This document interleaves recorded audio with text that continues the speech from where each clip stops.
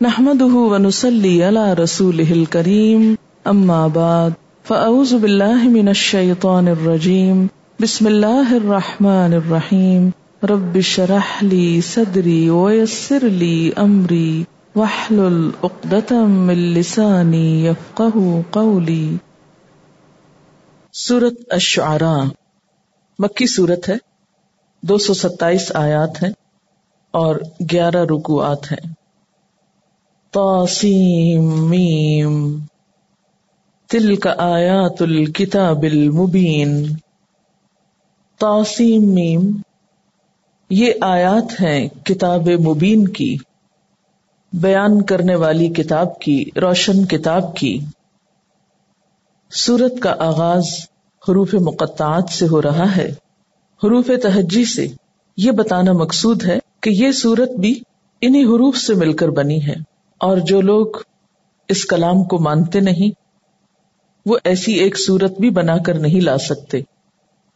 ان حروف اور ان جیسے حروف سے مرکب کلمات پر مبنی ہے یہ ساری سورت، جسے کتاب مبین کہا گیا ہے، جو ایک چیلنج بھی ہے کہ اگر تم سمجھتے ہو کہ یہ اللہ کا کلام نہیں تو ان حروف پر مشتمل تم بھی کوئی چیز بنا لاؤ۔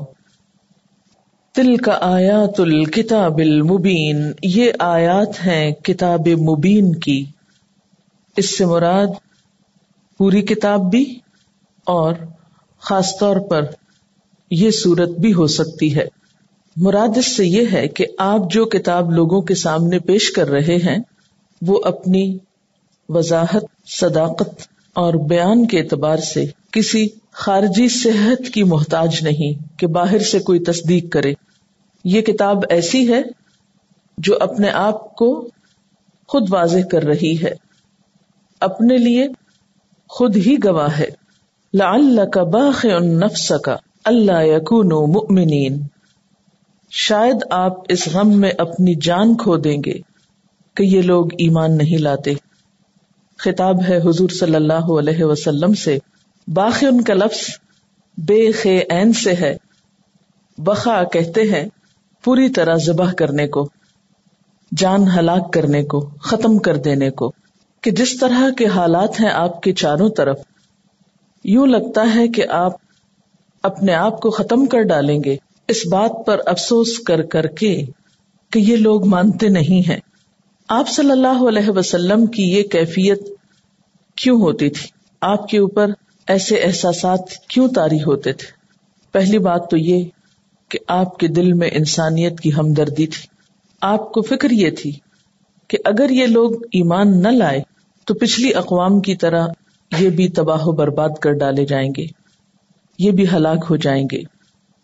ایک سچا داعی جو حق کی طرف بلاتا ہے اس کے اندر ایسی ہی تڑپ ہونی چاہیے۔ وہ جن لوگوں کو خیر کی طرف بلاتا ہے ان کا انکار دیکھ کر غم میں ہلکان ہوتا ہے، جیسے ایک ماں اپنے بچے کے کسی بھی اچھی چیز کو قبول کرنے سے انکار پر ہلکان ہوتی ہے یا پریشان ہوتی ہے۔ پھر اسی طرح ایک شخص جب لوگوں کو اللہ کی طرف بلاتا ہے اور لوگ اس کی بات نہیں مانتے تو اسے اپنی کوششیں بعض اوقات رائے گاں ہوتی نظر آتی ہیں۔ جب اپنی کوششوں کا اسے کوئی مثبت نتیجہ نہیں نظر آتا، کوئی فائدہ نظر نہیں آتا، تو ایسے میں بھی دل پہ غم کے بادل چھانے لگتے ہیں۔ اپنے آپ کو اس جگہ رکھ کر دیکھیے کہ آپ کسی کو بہت ہی خیر خواہی کے ساتھ، بہت ہی اچھے جذبے کے ساتھ حق کا پیغام دے رہے ہوں اور دوسرا شخص مان کے نہ دے رہا ہو، ضد کا شکار ہو، تو آپ کے اوپر کیا کیفیت ہوگی؟ ایک تو اس کے نقصان کی تکلیف ہوگی آپ کو کہ جو اسے پیش آنے والا ہے، دوسرا اپنی کوششوں کے ضائع ہونے پر بھی تکلیف ہوگی کہ محنت مثمر نہیں ہو رہی۔ اور دکھ کی تیسری وجہ یہ بھی ہو سکتی ہے کہ آپ صلی اللہ علیہ وسلم کو یہ پریشانی بھی تھی کہ اگر یہ لوگ ایمان لے آتے ہیں تو اہل اسلام کی تقویت کا باعث بنیں گے، اور اگر یہ لوگ کفر پر ہی اڑے رہتے ہیں تو یہ اسلام کو یا اس پیغام کو نقصان دینے والے بن جائیں گے۔ تو ایک طرف آپ کے سامنے اس پیغام کو نقصان پہنچنے کا اندیشہ تھا، دوسری طرف اپنی کوششوں کے ضائع جانے کا غم، اور تیسری طرف ان لوگوں کے ہلاکت میں پڑنے کا غم۔ آپ شاید اس کیفیت کو اتنی اچھی طرح محسوس نہ کر سکیں۔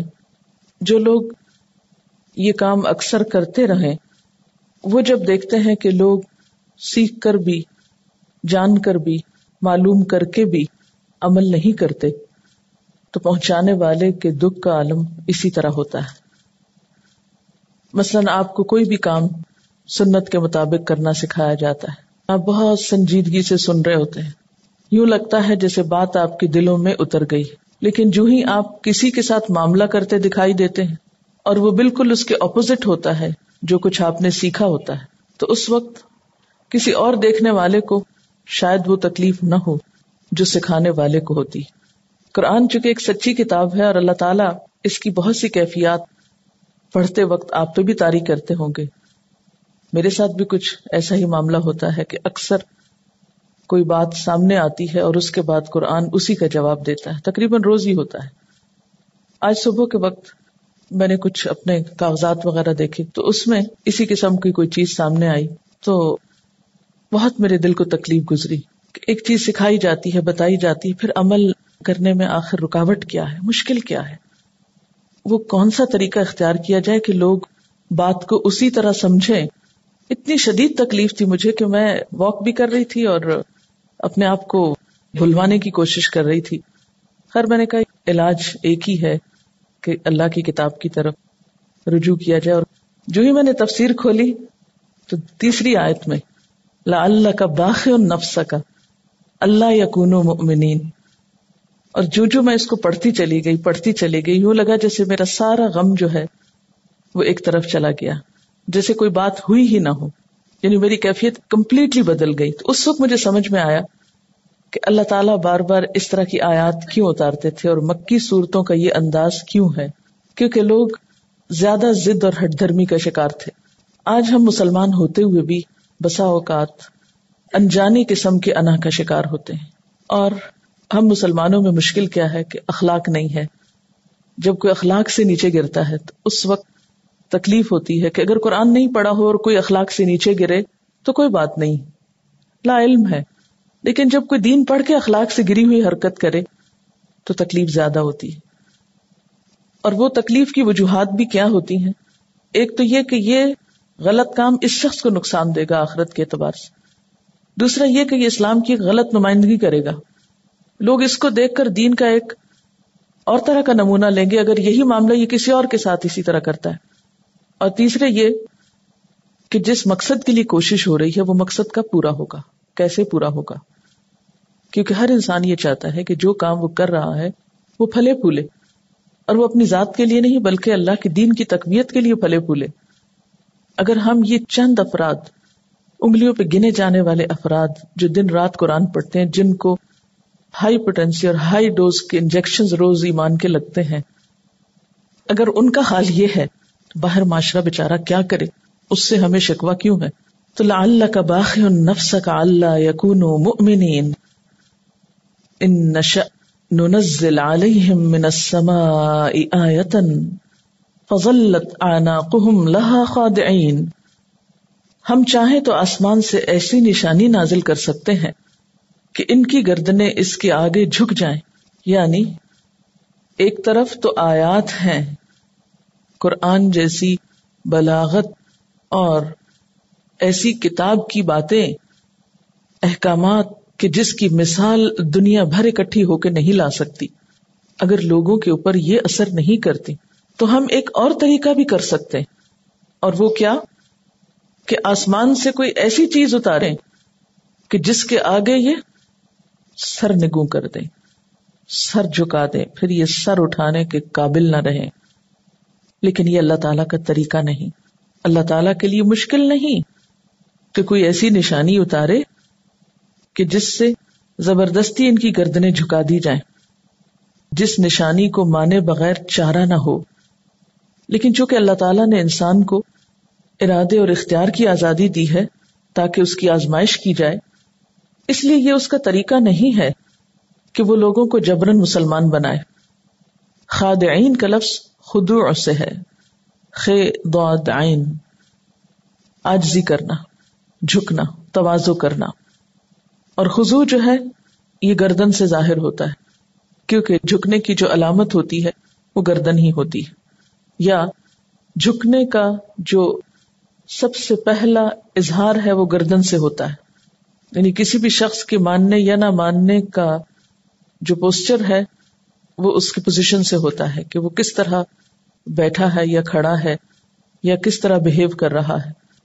وَمَا يَأْتِيهِم مِّن ذِكْرٍ مِّنَ الرَّحْمَٰنِ مُحْدَثٍ، اور نہیں آتا ان کے پاس کوئی ذکر یعنی نصیحت، من الرحمن رحمان کی طرف سے، محدثن نیا جدید، الا كانوا عنہ معرضین مگر وہ اس سے اعراض برتنے والے ہوتے ہیں. جو بھی نئی بات رحمان کی طرف سے ان کی ہدایت کے لیے آتی ہے تو یہ اس کی طرف توجہ نہیں کرتے، اس کو کنسیڈر نہیں کرتے، اس کو اہمیت نہیں دیتے، بلکہ اس کے ساتھ ایسا معاملہ کرتے ہیں کہ گویا کوئی نئی بات آئی ہی نہ ہو. یعنی قرآن جیسی کتاب جو ایک معجزہ ہے، جب ان لوگوں کے پاس آتا تھا جس کی ان کے دل گواہی دیتے تھے لیکن ان کے عملی رویے اس سے بالکل مختلف ہوتے تھے. وہ قرآن کو اس طرح بائی پاس کرتے تھے، اس طرح منہ موڑ جاتے تھے، گویا کہ یہ ان کے لیے ہے ہی نہیں، یا اس کا خطاب ان سے ہے ہی نہیں. فقد کذبوا، پس تحقیق انہوں نے جھٹلایا.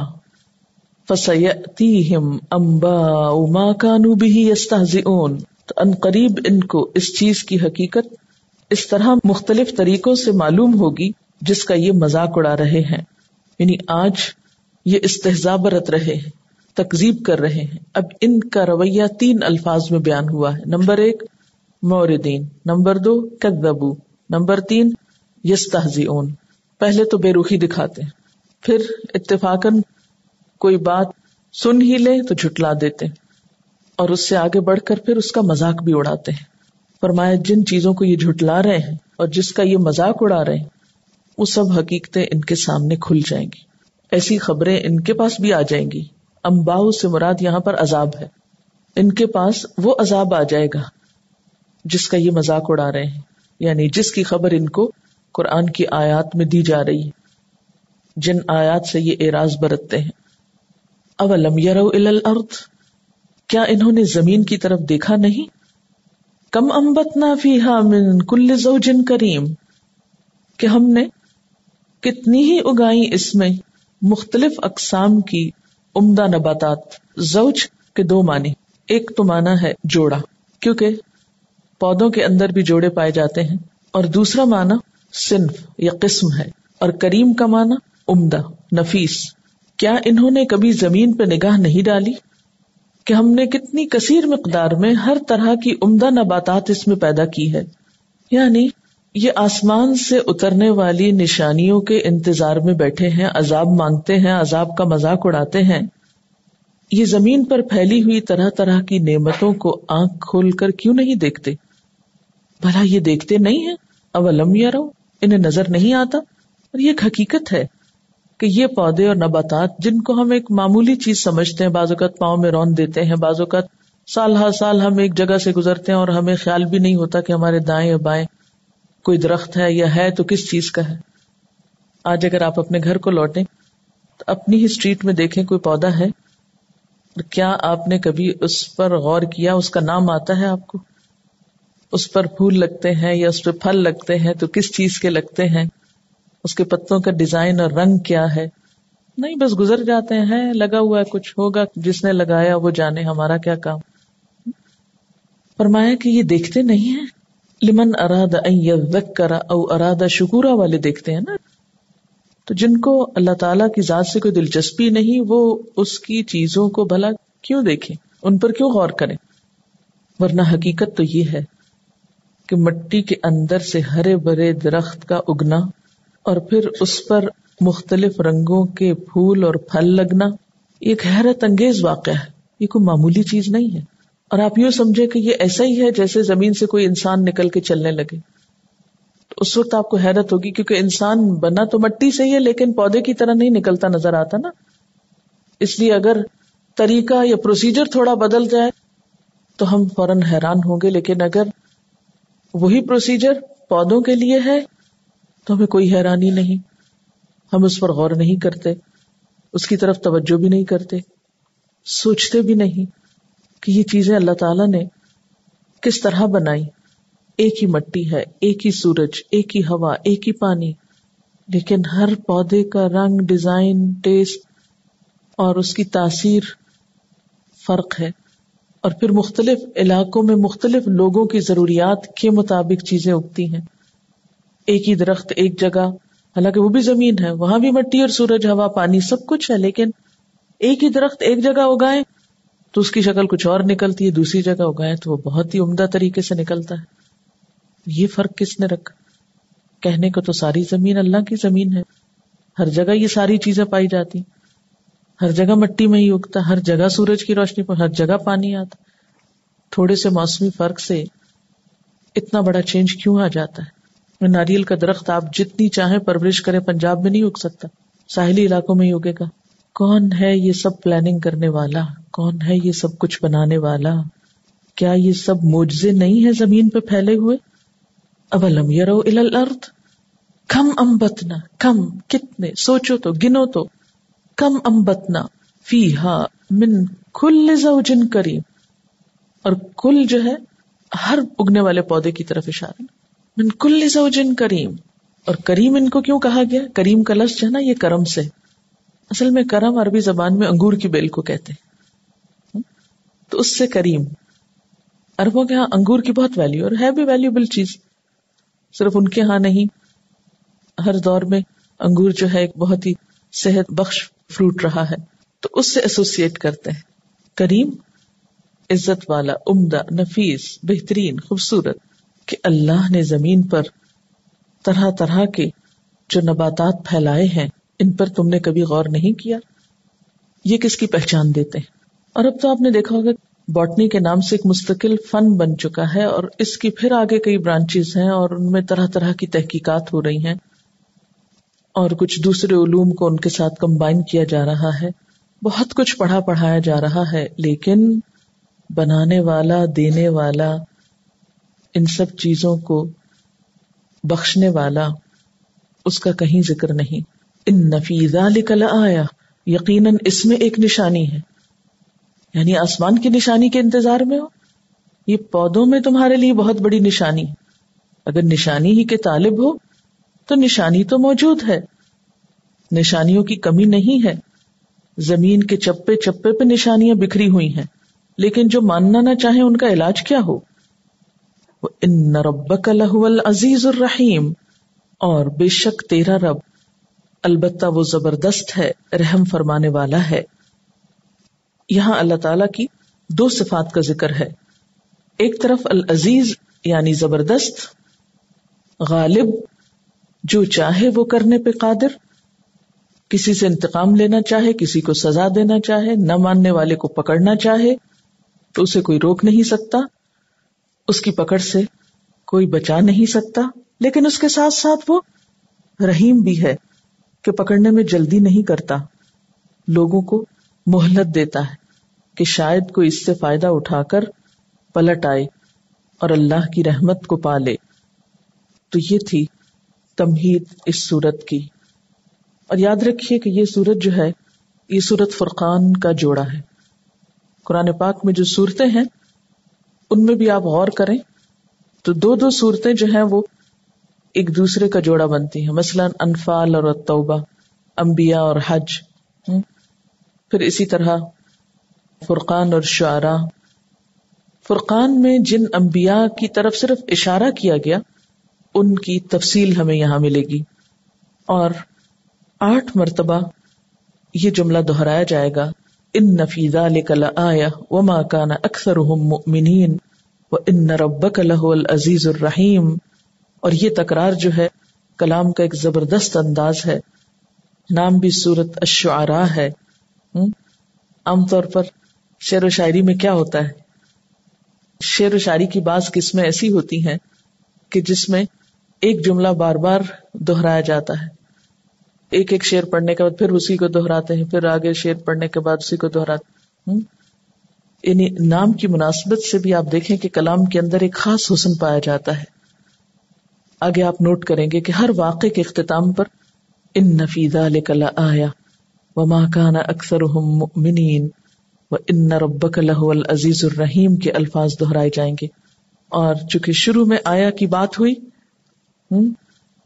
آیت نمبر 4 میں ان نشأ ننزل علیہم من السماء آیہ فظلت اعناقهم لها خاضعین، لیکن اللہ تعالی اس جبری نشانی کی بجائے زمین پہ پائی جانے والی نشانیوں کی طرف متوجہ کر رہے ہیں اور تاریخ کے واقعات کو بطور نشانی پیش کر رہے ہیں کہ انسان اس سے سبق لے، سوچ سمجھ سے کام لے اور اللہ کی بات مان لے. بسم اللہ